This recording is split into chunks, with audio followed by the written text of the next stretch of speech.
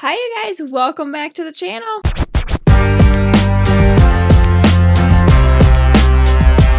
Alright you guys, I'm officially back from vacation and it has been a long vacation. I have lots to do on my plate, but I definitely had to make a video because we got to keep posting for you all and for all of you all that follow me.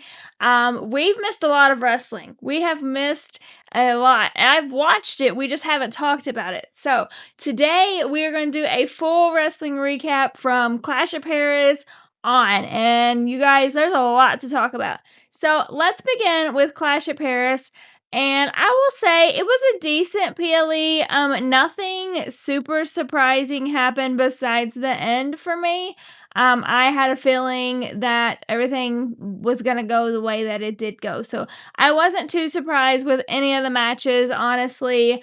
I felt like they were good, solid matches, but it would not be my PLE of the year. But I will say that Becky joining Seth's faction surprised me because I honestly did not think that that would be the route that they went. However, now knowing what I know, I'm very thankful for that. But I was super shocked. I really thought that it was going to be another male member. So when they added Becky Lynch and she's the one that showed up and cost CM Punk the title, I feel like that was a great dynamic to add because I'm really intrigued by this Becky-Seth combination. I think that they work really well together. Obviously, they have chemistry because they're husband and wife. But I'm very interested to see the mix that she brings to the group. What I will say though is I feel like with these last few episodes, the group has kind of been split. Like it's been Becky and Seth and then Braun and Bronson over here. They haven't come together. So I will also be very interested to see them when they come together as a whole. But I'm honestly super pumped for this storyline that we're going into. So we know that Becky became the new member of Seth's faction. She then pretty much did everything she could to terrorize Punk. And that's when the rumblings began. And we have talked about it a lot. We have speculated a lot. Every single Royal Rumble, I feel like it's brought up. And of course, when Becky started terrorizing Punk, the AJ Lee returns came up. Duh. But I heard everything, I saw everything. I didn't want to get my hopes up. I'm a huge AJ Lee girl. She is my goat. I love her dearly. And I feel like every single time I'm like, is she gonna return? And then I get my heart disappointed. Plus, WWE was trying to throw us off the train with Punk talking to Rhea and all of these other people. So I did not want to get my hopes up, but your girl was sat for Friday Night SmackDown, waiting, hoping, and praying that Miss AJ Lee returned, and she did. And you guys, I was in shock. I was shaking. I was crying. I was trembling. I'm tearing up now because AJ Lee means so much to me. I love her so freaking much. And to just see her back in the ring, and she's not only back in the ring for this whole feud with Becky and Punk and Seth, but she signed a multi-year deal with WWE. And so I am just over the moon about it. Honestly, I'm trying to figure out how the hell I can get to WrestlePalooza so that I could see her in the ring. Hearing her speak on Monday Night Raw about her mental health journey and, taking time back to go to therapy really just solidified why I love her. She is so authentically real. She is who she is, and she doesn't try to be anybody else. And I just think it's so refreshing to see that from somebody. And I just cannot wait to see what is in store. I'm super pumped for this mixed tag match with her and CM Punk and Seth and Becky. I think that's going to be a very great match for WrestlePalooza. And I honestly think that her and Punk definitely take that win because there's no way you bring her back for her to take an L her first match back. But regardless, I don't care if she wins or loses. I love her. I'm here for her. And also, let's keep in mind that that belt looked very good on her. So watch your back, Becky, because that belt looked good on AJ.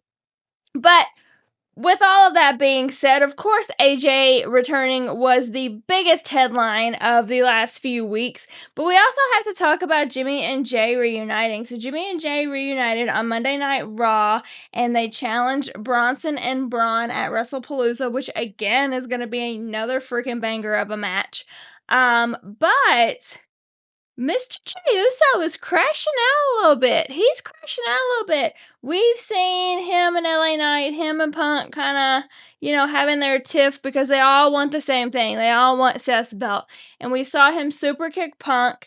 And then now he is not so friendly with LA Knight, which I can't blame him because let's be honest with you guys, LA Knight's being selfish. Like, he's being selfish. He's not even supposed to be here. He was on SmackDown, so how he got in this Raw mix, I mean, I know how he got in it because obviously Seth put him in it, but he's supposed to be on SmackDown. So I don't blame Jey for being mad at LA for all of this chaos that he's causing, to be honest with you. But we saw Big Jim trying to be what he is, the nice guy, and trying to tell Jey, like, look, we got to have LA Knight's back. And Jey basically said, nah, like, forget that. He don't have my back. I'm not having his back. And being friendly to all these people is what put me in this situation in the first place. So I feel you, Jey. He is coming for everybody and anybody that gets in his way. And we saw that he hit LA Knight at the end of the match. And he means business. Like, Jey is standing on business right now because so many people have doubted him, have underrated him, have made him out to be the nice guy. And he is standing on business and trying to get his gold back. And I don't blame him at all. But I'm intrigued to see what this means for Jimmy and Jey because I feel like they just reunited again. We've already had the Jimmy Jey breakup go against each other. So is Jimmy gonna be kind of the bad guy? I don't know. I'm not real sure where that's going, but I'm interested to see it. And I will also say, who did not miss a Usos promo? Because if you did not miss an Usos promo, you don't know what a good promo is. Jimmy and Jey always make the best promos, and I was loving every second of their promo on Raw Monday because it was fan-freaking-tastic, and I can't wait for more. And then we have to go on to another tag team because over the last few weeks, there's been little teasers that the Street Profits might potentially break up. We've seen the little bugs that have been placed, and I'm curious to see what happens with this group. Now, I was one that said way back when that Montez needed to go solo. I'm glad he didn't at the time because then they won the belts back and had another tag title run. But to be honest with you, I do think it's time. I love both of them. I think they're both very, very talented, but I think Montez is a solo competitor. I think he's a star, and I honestly think that you could put him in the mix for Sami Zayn's belt. I think that would be a very good match. Also, backing it up, Swerve. Sami Zayn winning the title from Solo on Friday Night SmackDown shocked the hell out of me. Like, on a random Friday Night SmackDown, he just wins the belt. Odd, weird storyline. Solo's whole title run was weird because I feel like he didn't really get a fair shot. I don't know. It just was all weird to me. But Sammy holds that title now. Him and John had a hell of a match before Brock Lesnar appeared. But I do think that the Street Profits should break up. And I think Montez should definitely go into that Sami Zayn title picture. And I think he should win it, honestly. Like, I would love to see Montez have that shot because I know what he can do. We've all seen what he can do. So give him the ball, coach. Let him run the ball. And then, of course, like we talked about, WrestlePalooza is coming up, and it's coming up very fast. And honestly, you guys, like, the ticket prices are insane. So I won't be there. I will be watching from home. but I wish I was going to be there because we are going to get, like we talked about earlier, the mixed tag match with AJ Lee, CM Punk, Seth, and Becky. We're going to get Bronson and Braun and the Usos. We are going to get Stephanie versus Io for the title, and there's going to be way more added to this card. John Cena and Brock Lesnar is on the card, and I just feel like there's going to be way more added to this card because I honestly feel like this is the first PLE on ESPN, so they want to make a huge statement with this. So I'm very intrigued to see what else we get, who else we get. I personally think we should get Julia fighting her for her title on the card somewhere because she hasn't had many defenses with that belt. And I'm interested to see what happens with this whole Asuka, Kyrie, Nikki storyline because we could either get Nikki and Rhea because they teased a little bit of Rhea, or we could get another surprise return in Miss Brie Bella. And if you guys rewind the tape and listen to Nikki when she left the ring on Monday night, she said, just wait till my girl comes back.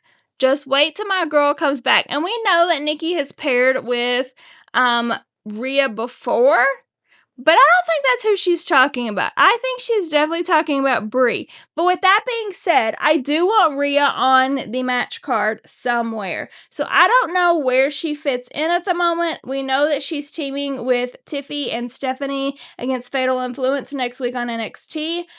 So maybe she fits in that picture somewhere. I'm not real sure, but I definitely think Rhea cannot miss WrestlePalooza. I think we have to have her there. She's a huge name. She is one of the top female stars, and she has to be there. So I definitely want to see Rhea in that match card somewhere. So if it does end up being Nikki and Rhea, I won't be disappointed. I just don't think that's the case. I definitely think with the rumblings of hearing Brie wanting to come back, Nikki coming back and having a run, I think we're definitely going to get some Brie mode in Indianapolis. But there has been so much going on. We covered the basic topics. We are continuing on this train to build up to WrestlePalooza. I'm continuing to catch up from vacation, you guys, so I'm going to get my content in line and in order. That way I can continue to post for you guys. I did just recently start my Facebook page as well. That way I can cover all the bases and connect with you guys everywhere. So, as always, please subscribe to this channel, like, comment, follow me on all socials. That includes Facebook, Instagram, TikTok, X, YouTube, everything. Just follow me everywhere, you guys. And let me know in the comments, what match would you add to WrestlePalooza if you were booking it? And I'll see you guys next time.